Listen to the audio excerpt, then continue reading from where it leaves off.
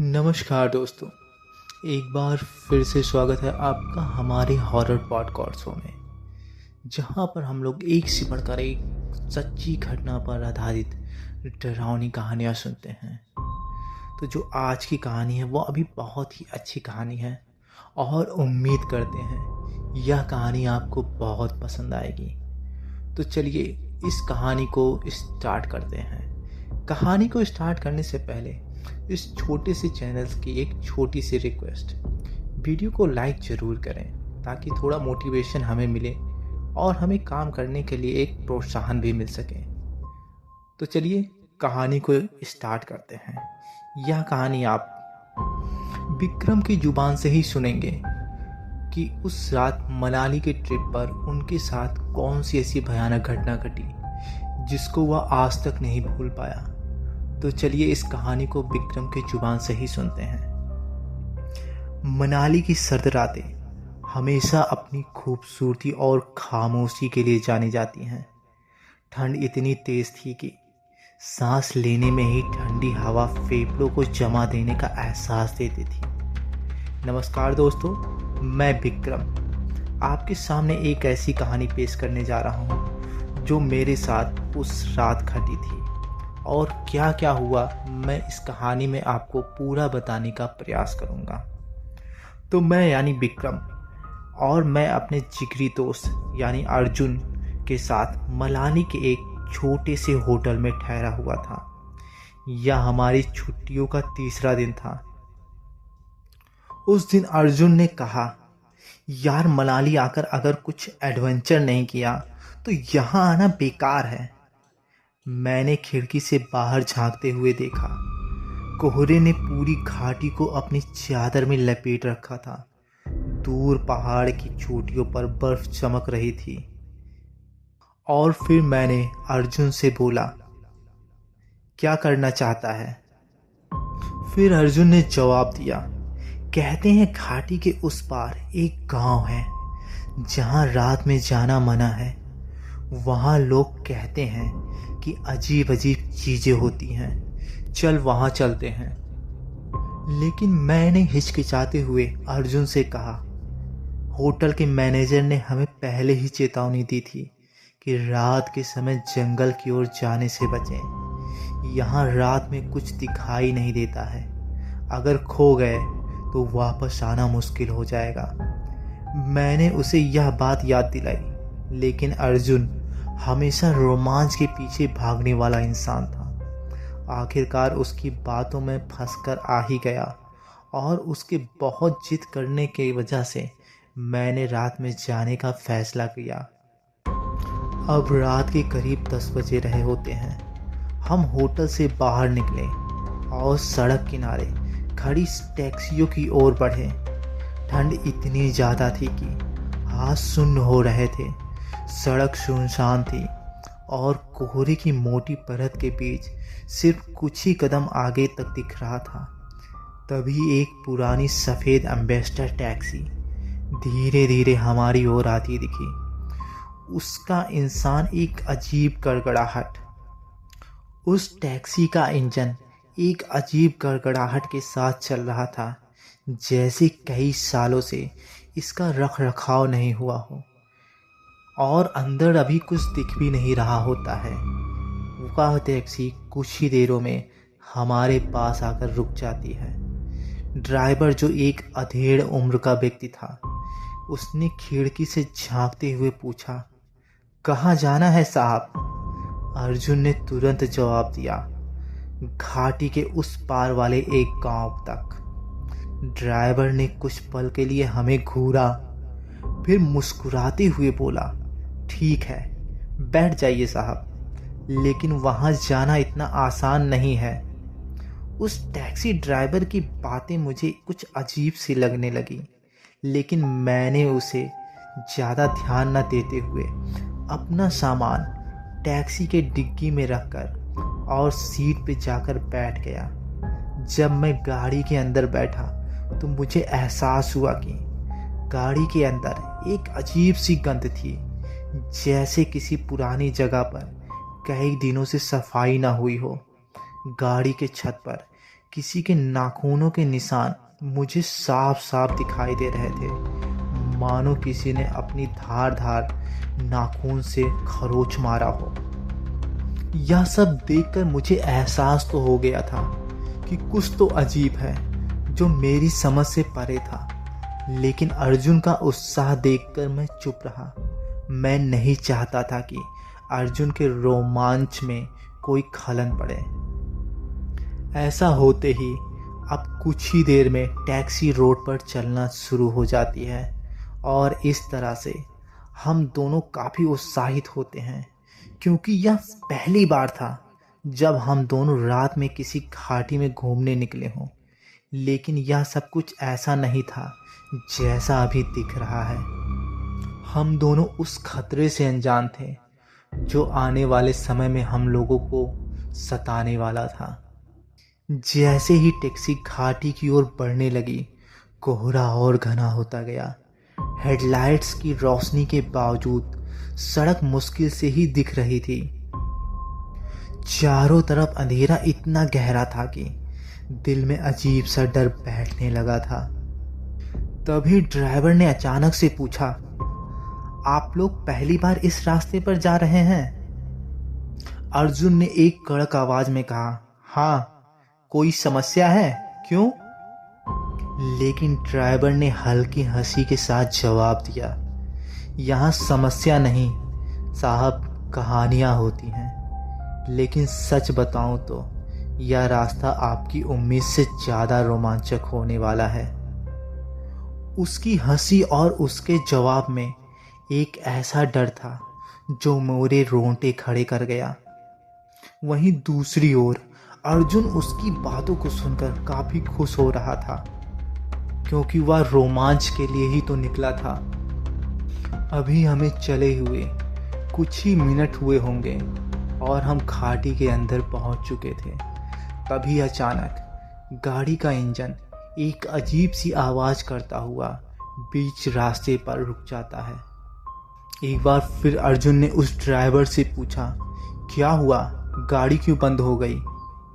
Driver ने जवाब देते हुए कहा, साहब लगता है इंजन गर्म हो गया है और इसे ठंडा करने में अभी वक्त लगेगा। और ड्राइवर कहता हुआ, रेडिएटर को ठंडा करने के लिए मुझे पानी की ज़रूरत पड़ेगी। मैं अभी कुछ देर में वापस आ जाऊंगा। और वह ऐसा कहकर गाड़ी से एक गैलन निकालकर जंगल की ओर निकल पड़ता है। साथ ही उसने गाड़ी के बोनट को खोल दिया होता है ताकि गाड़ी जल्दी ठंडी हो सके। और कुछ ही देरों में वह उस गैलन को लेकर जंगल के अंधेरों में गायब हो जाता है। और इधर हमारे सामने गाड़ी के बोनट के खुलने की वजह से हमें सामने का कुछ भी नज़र नहीं आता है। अगर कुछ नज़र आ रहा था तो सिर्फ हमारे बगल की खिड़कियों से। अब हम गाड़ी के अंदर बैठे हुए थे और 5 मिनट से अधिक बीत चुके थे। तभी अर्जुन कहता है, क्या हमें नीचे उतरकर देखना नहीं चाहिए कि यह जगह कैसी है? लेकिन मैंने अर्जुन को सख्त आवाज़ में कहा, हमें नीचे नहीं उतरना चाहिए। रात बहुत हो गई है, जंगल है, हो सकता है कोई जानवर हमला कर दे, इसलिए हम गाड़ी में ही सुरक्षित हैं। मैं ऐसा कह ही रहा था, तभी मेरे कानों में एक अजीब सी फुसफुसाहट की आवाज़ आई।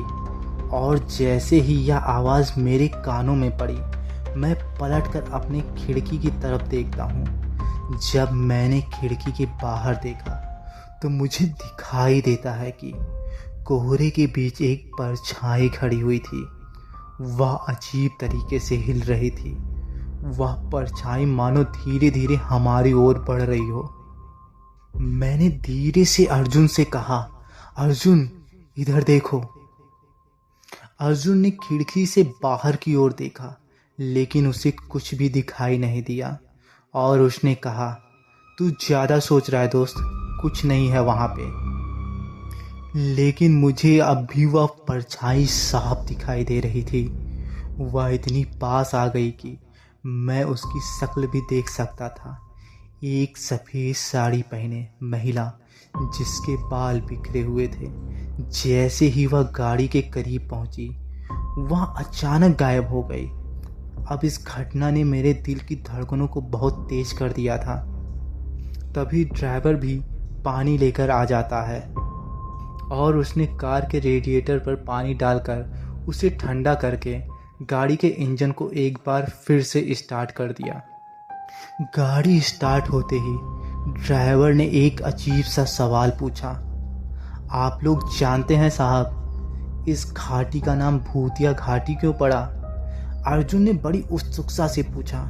क्यों पड़ा, बताओ। तो ड्राइवर ने जवाब दिया, क्योंकि यहाँ जो लोग आते हैं वो वापस नहीं जा पाते हैं। ड्राइवर की यह बात सुनकर मेरी सांसें रुक गई। अर्जुन ने कहा, यह कैसा मजाक है? तभी ड्राइवर ने हंसते हुए जवाब दिया, क्या मैं मजाक कर रहा हूँ? यह तो आगे चल के ही पता चलेगा आप लोग को साहब। अब जैसे जैसे गाड़ी आगे बढ़ती गई, माहौल और भी डरावना होता गया। गाड़ी के अंदर अचानक किसी के रोने और हंसने की आवाज़ें आने लगी। कभी कभी तो ऐसा एहसास होने लगा कि कोई मेरे कानों के पीछे आकर तेजी से सांस लेकर चला गया हो। अर्जुन ने पूछा, यह आवाज़ कहाँ से आ रही है? ड्राइवर ने कहा, ये आवाज़ें उन लोगों की हैं साहब, जो यहाँ खो गए हैं। लेकिन इस पर जो ड्राइवर की आवाज़ होती है, उस आवाज़ में एक भारीपन होता है। और इस तरह से हमारा डर और भी बढ़ता जा रहा था। तभी अर्जुन ने गुस्से में कहा, तुम गाड़ी रोको, हम यहीं उतरेंगे। नहीं चलना तुम्हारे साथ मुझे, तुम पागल हो चुके हो। ड्राइवर ने अजीब तरीके से हंसते हुए कहा, यह गाड़ी अब साहब तुम्हारी किस्मत तय करेगी और यह अब अपने आप ही रुकेगी, इसे कोई रोक नहीं सकता। और ऐसा कहकर वह बहुत तेजी से हंसता है। और उसके बाद हम लोगों ने वह देखा जो आज तक अपने जीवन में कभी नहीं देखा था। गाड़ी का स्टीयरिंग अचानक अपने आप घूमने लगा। गाड़ी के आगे के शीशे का वाइपर अपने आप तेजी तेजी से अप डाउन होने लगा। ड्राइवर ने स्टीयरिंग को छोड़ दिया और गाड़ी अब अपने आप चलने लगी। और तभी अचानक ड्राइवर का सिर गोल गोल घूमने लगा, मानो उसका गर्दन उसके शरीर से अलग हो चुका हो। और उसकी भयानक हंसी पूरे टैक्सी में गूंज उठती है। अर्जुन और मैं घबरा गए। हमने गाड़ी से कूदने का फैसला किया। मैं और अर्जुन ने टैक्सी के दरवाजे को खोलने का काफ़ी प्रयास किया, लेकिन वह दरवाज़ा खुलने का नाम ही नहीं ले रहा था। तभी अर्जुन ने अपने बैग से टॉर्च को निकालकर दरवाजे के शीशे पर बहुत तेज़ी से वार किया, जिससे शीशा टूट गया और हम दोनों किसी तरीके से उस खिड़की के रास्ते से उस चलती हुई टैक्सी से बाहर कूद गए। चलती हुई टैक्सी से कूदने की वजह से हम दोनों को हाथ पैर में काफ़ी खरोंच आती है। लेकिन जैसे ही हम दोनों गाड़ी से बाहर कूदे, हमारी आंखों के सामने घना कोहरा था। चारों ओर अंधेरा फैला हुआ था और रास्ता कहीं भी नज़र नहीं आ रहा था। यह सब अजीब था। यह ऐसा नहीं था कि हम कहीं गलती से मुड़ गए हों, बल्कि मानो यह जगह खुद हमें यहाँ खींच कर ले आई हो। अर्जुन ने मुझे हाथ पकड़कर तुरंत जंगल की ओर दौड़ने को कहा। अर्जुन ने कहा, जल्दी विक्रम, हमें किसी रास्ते पर आना होगा। यह जगह हम पर हावी होती जा रही है। उस घटना के बाद हम दोनों इतने भयभीत हो चुके थे कि हम दोनों बिना किसी सोच विचार के जंगल की ओर भागे। लेकिन जैसे ही हम गहरी घनी झाड़ियों और पेड़ों के बीच पहुंचे, तभी हमें किसी गाड़ी के स्टार्ट होने की आवाज़ सुनाई देती है। और उस घने जंगल के घने अंधेरे में हमें कुछ दूरी पर उस भूतिया टैक्सी के दोनों हेडलाइटों की रोशनी कुछ दूरी पर साफ साफ नजर आने लगती है। लेकिन अजीब बात तो यह थी कि उस जंगल में इतनी घने पेड़ होने के बावजूद वह टैक्सी बिना किसी रुकावट के हमारी ओर बढ़ रही थी। मैंने चिल्लाते हुए कहा, यह क्या हो रहा है? हमारे साथ ऐसा क्यों हो रहा है? अर्जुन ने पलट कर देखा और वो गाड़ी जो एक सेकंड पहले बिल्कुल ठहरी हुई और दूर महसूस हो रही थी, अब वह हमारी ओर तेजी से आ रही थी। गाड़ी के हेडलाइट में चमक कुछ और भी खतरनाक हो गई थी, जैसे वह हमें निगलने वाली हो। अब अर्जुन ने और जोर से कहा, भागो। हम दोनों दौड़ते हुए जंगल की गहराई में घुस गए, लेकिन गाड़ी ने जैसे ही हमारी दिशा देखी, वह भी हमारी तरफ तेजी से बढ़ गई। हमने पेड़ों के बीच से रास्ता बनाने की कोशिश की, लेकिन जब पीछे मुड़कर देखा तो गाड़ी बिल्कुल हमारे पास आ चुकी थी। अब हम दोनों पूरी तरह से घबराए हुए थे। ये सभी भयानक दृश्य हम दोनों को बहुत ही भयभीत कर रहे थे। हम दोनों को कुछ भी समझ नहीं आ रहा था कि हमें क्या करना चाहिए, और जंगल के बीचों बीच हमें कोई भी रास्ता सूझ नहीं रहा था। बस दिखाई दे रहा था तो चारों तरफ सन्नाटा और घना अंधेरा। अब हम जंगल की गहरी सकरी रास्तों से गुजर रहे थे, लेकिन सामने कुछ और ही था। पेड़ों से उभरी हुई परछाइयाँ हमें देख रही थी। हमारे बीच पेड़ों के ऊपर अजीब सी आकृतियाँ और साए दिखने लगे। काले बाल, लंबी बाहें, जिनके चेहरे न दिखते हुए सिर्फ हमें अंधेरे में छिपे हुए नजर आ रहे थे। अर्जुन ने घबराते हुए पूछा, यह क्या है भाई, और हम कहाँ आ गए हैं? क्या यह सच है या हमारी आंखों का धोखा? हम किस दुनिया में आ गए हैं? अब मेरे दिमाग में अजीब से विचार घूम रहे थे। क्या हम असल में किसी खतरनाक जाल में फंस चुके हैं? क्या हम जीवित बचेंगे? क्या वह टैक्सी हमारा पीछा नहीं छोड़ेगी? ऐसे ढेरों सवाल हमारे और अर्जुन के दिमाग में चल रहे थे। तभी अचानक एक और आकृति सामने आई, जो पूरी तरीके से काली साड़ी पहने हुए थी और वह शांति से खड़ी थी। हम उस चीज को देखने के बाद रुकने को मजबूर हो गए। वह आकृति धीरे में हवा में सरकती हुई आगे बढ़ी, लेकिन उसकी कोई आवाज नहीं थी। उसकी आंखें बिल्कुल काली थी और उसमें कोई भी भावना दिख नहीं रही थी। उसका चेहरा बिल्कुल चुप था, जैसे वह हमें बस घूर रही हो। बस उसके मुंह से एक अजीब सी आवाज आ रही थी, जो सुनने में काफी भयानक होती है। अर्जुन ने मुझे घसीटते हुए कहा, हमें भागना चाहिए, मत देख उसे। हमने फिर से दौड़ने की कोशिश की, लेकिन उस समय तक जंगल का पूरा माहौल अब और भी भयानक हो चुका था। हमें अजीब अजीब जानवरों की आवाज़ें सुनाई दे रही थीं। साथ ही किसी अजीब से शैतान की गुर्राने की आवाज़ भी हमारे कानों में एकदम स्पष्ट सुनाई दे रही थी।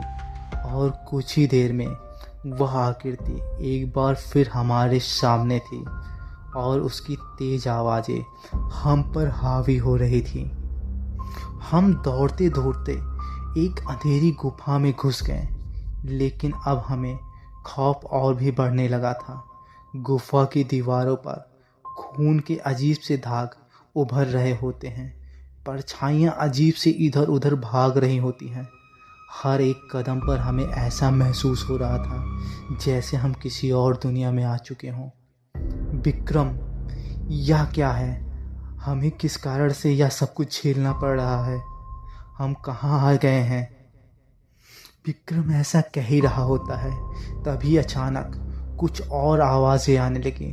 जोर से हंसी की आवाज़ें, चीखें और फिर किसी का गाना। हम दोनों एक दूसरे से चिपकते हुए गुफा के अंदर और गहरे घुसने लगे। आवाज़ें हमारे कानों में गूंज रही थी और ऐसा लग रहा था जैसे यह गूंज हर एक इंच में घुस रही हो। यह सब क्या हो रहा है? मैंने अर्जुन से पूछा। अर्जुन ने कांपते हुए कहा, यह सब उन लोगों की आत्माएं हैं जो शायद इस रास्ते में और उस टैक्सी ड्राइवर ने अपना शिकार बनाया होगा, और लगता है आज हम दोनों की बारी है। तभी हमने देखा कि गुफा के अंदर एक अजीब सी रोशनी थी जो आगे बढ़ने पर धीरे धीरे और तेज होती जा रही थी। यह रोशनी एक दरवाजे की तरफ बढ़ रही थी। अब हम उस गुफा में और आगे बढ़े और देखा कि एक प्राचीन मंदिर की दीवारें हमारी ओर बढ़ती जा रही थी। हमने देखा कि मंदिर के अंदर कुछ पूजा सामग्री पड़ी हुई थी और चारों ओर शांति छाई हुई थी। हम भीतर पहुंचे और अचानक वह चीखें और हंसी एकदम बंद हो गई। मैंने अर्जुन से कहा, शायद यह हमें सुरक्षित रख सकता है। अब हम मंदिर के अंदर पहुंचे और एक छोटे से कमरे में आकर बैठ गए।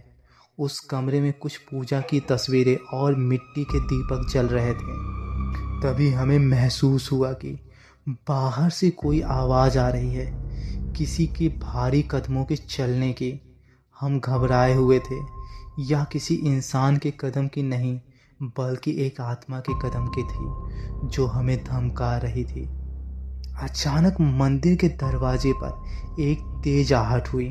बाहर किसी ने दरवाज़ा खटखटाया और वह घुटन भरी आवाज़ में हमें सुनाई दी, तुम दोनों यहाँ क्या कर रहे हो? यह आवाज़ बिल्कुल उस ड्राइवर की थी, लेकिन अब उसका चेहरा नहीं था, बस उसकी आवाज़ थी और वह हमें कहीं से अंदर से सुनाई दे रही थी। हमने जोश में भरकर मंदिर के पुजारी से मदद मांगी, लेकिन हमें एहसास होता है कि वहाँ कोई भी पुजारी नहीं होता है। लेकिन हमें इस बात का पूर्ण विश्वास था कि वह शक्ति जो कोई भी है इस मंदिर के पवित्र स्थान पर नहीं आ सकती है। इसलिए हम दोनों ने फैसला किया, सुबह की पहली किरण निकलने तक हम दोनों इसी मंदिर में ही रहेंगे। और हम दोनों ने ऐसा ही किया। लेकिन रात भर उस मंदिर के बाहर हम दोनों के कानों में वो आवाज़ें सुनाई देती रहीं और वह इतनी भयानक थी कि हम दोनों ने अपने कान बंद कर लिए थे। किसी तरीके से वह रात गुजरी और सुबह का पहला उजाला हम लोगों के सामने दिखा। उस उजाले की पहली किरण को देखकर हम लोगों को आज तक ऐसा कभी खुशी नहीं हुआ जैसा आज हो रहा था। और फिर हम लोगों ने मंदिर से निकलकर एक बार फिर गेस्ट हाउस की ओर जाने का तय किया और कुछ ही देर में हम लोग अपने गेस्ट हाउस पे पहुंच भी गए। रात की थकान की वजह से हम दोनों पहुंचते ही गेस्ट हाउस पर सो जाते हैं और नींद लग जाती है, पता ही नहीं चला। शाम के 7 बज चुके होते हैं तब हम लोगों की नींद खुलती है। अब हम दोनों ने डिसाइड कर लिया था कि अब हम इस जगह पर एक पल भी नहीं रुकेंगे। हम दोनों ने अपना सामान पैक किया और 7:30 बजे तक गेस्ट हाउस से निकलकर एक रास्ते पर आ जाते हैं जहां पर हम लोगों को बस मिलती। लेकिन जैसे ही हम दोनों उस बस स्टैंड पे खड़े होते हैं तभी कुछ ही दूरी पर हमें जो दिखाई देता है वह हमारे रूह को एक बार फिर से कपा देता है। हम रास्ते पर कुछ ही दूरी पर देखते हैं कि वह पुरानी एम्बेसडर टैक्सी एक अंधेरे में खड़ी होती है जो हमें ही मानो घूर रही होती है। हम दोनों अब कांप रहे होते हैं। तभी हमारे सामने एक बस खड़ी हो जाती है और देर ना करते हुए हम दोनों उस बस में बैठ जाते हैं और इस तरह से हम उस जगह से वापस निकल पाते हैं। तो दोस्तों, ये कहानी थी अर्जुन की और विक्रम की। उम्मीद करते हैं यह कहानी आपको बहुत पसंद आई होगी। अगर पसंद आई होगी तो इस छोटे से चैनल को सपोर्ट करिए और लाइक और कमेंट ज़रूर करिए और साथ में ये ज़रूर बताइए कि आप मुझे किस शहर से देख रहे हैं। तो फिलहाल वीडियो पूरा सुनने के लिए आप सबका बहुत बहुत धन्यवाद।